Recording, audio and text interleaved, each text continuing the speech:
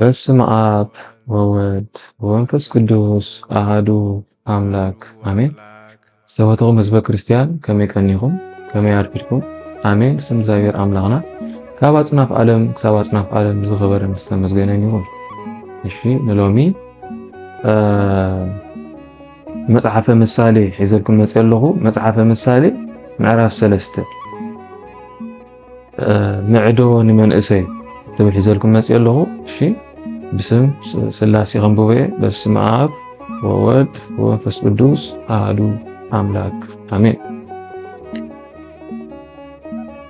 مصحف ምሳሌ ምዕራፍ 3 ምዕዶ ንመንእሰይ ቁጽሪ 1 ወደየ ንትምህርተይ ኣይትረስዓዮ ንትእዛዛተይ እውን ዘክሮ እዚ ነዊሕ ዕድመ ክህበካ እዩ በረኸት ከዓ ከብዝሓልካ እዩ ሕያውነትን ሓቅን ካባኻ ኣይፈለያ ኣብ ክሳድካ እሰረን ኣብ ጽላት ልብኻ እውን ጽሓፈን ሽዑ ኣብ ቅድሚ ኣምላኽን ሰብን ሞገስን ጽቡቕ ሰብን ክትረክብ ኢኻ ብምሉእ ልብኻ ብእግዚአብሔር ተኣመን ኣብ ልቦናኻ ኣይትጸጋዕ ኣብ ኩሉ ተግባርካ ንእግዚአብሔር ሕሰብ ንሱ ኸኣ ነታ ቐንዕቲ መንገዲ ኸርእየካ እዩ እፈልጥ እየ ኢልካ ኣይትጀሃር ንእግዚአብሔር ፍራሕ ካብ ክፉ ኸኣ ረሓቕ እዚ ንስጋኻ ፈውሲ ንዕጽምትኻ እውን ኣንጉዕ ኮነካ እዩ።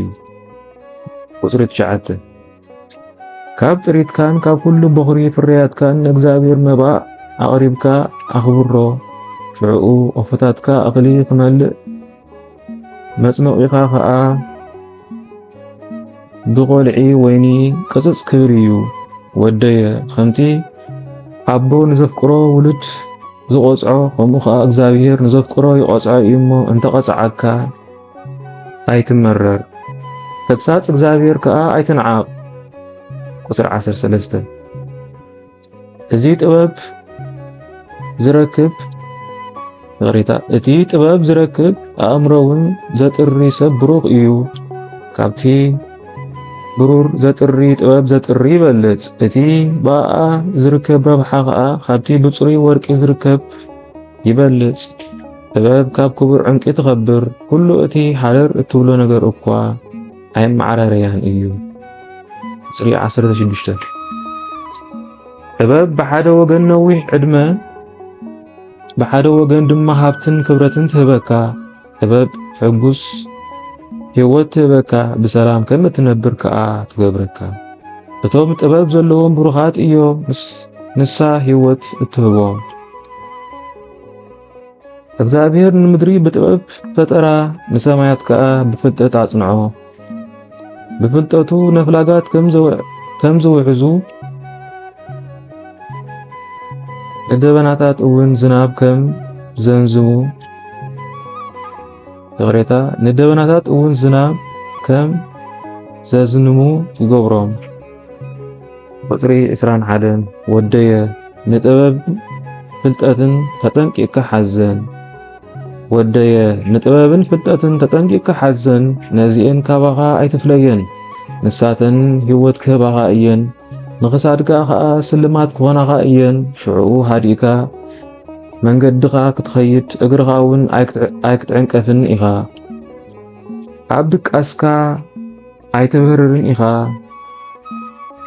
ድቃስካ እውን ጥዑም ክኸውን እዩ። ቁጽሪ 25 በቲ ሃንደበት ዝመጽእ መዓት ኣይትሰንብድ በቲ ንሓጥኣን ዝመጾም ጥፍኣት ኣይትሸበር እግዚአብሔር ክሕልወካ እዩ ብመፈንጠራ ክትተሓዝ ከኣ ኣይሓድገካን እዩ። ቁጽሪ 27 ዝከኣለካ እንተኾይኑስ ነቲ ዝግብኦ ሰብ ሰናይ ግበረሉ ዝወሃብ ከለካስ ንብጻይካ ኺድ ተመለስ ጽባሕ ኸበካ እየ ኣይትበሎ ብጻይካ ኣሚኑ ምሳኻ ክነብር ከሎ ኣይትተናኸሎ ምስ ዘይበደለካ ሰብ ብኸምኡ ኣይትበኣስ። ቁጽሪ 31 ብገፋዒ ሰብ ኣይትቕናእ ከምቲ ንሱ ዝገብሮ ኣይትግበር እግዚአብሔር ነቲ ቐናን ሽንፍኖ ነቶም ቁንዓት ግና ምስጢሩ ኣይሓብኦሎምን እዩ። እግዚአብሔር ንቤት ክፉኣት ሰባት ይረግማ፣ ንቤት ጻድቃን ድማ ይባርኻ። እሱ መላገጽቲ ይንዕቖም፣ ንትሑታት ግና ጸጋ ይህቦም። ጥበብ ዘለዎ ክብሪ ክቕበሉ እዮም፣ ጥበብ ዘለዎም ክብሪ ክቕበሉ እዮም፣ ዓያሹ ግና ክዋረዱ እዮም። አሜን። ስለ ቃላቱ እግዚአብሔር አምላክ ዝኸበረን ዝተመስገነን ይሁን። አሜን። ወስብሐት ለእግዚአብሔር ወለወላዲቱ ድንግል ወለመስቀሉ ክቡር ወኃያል አሜን።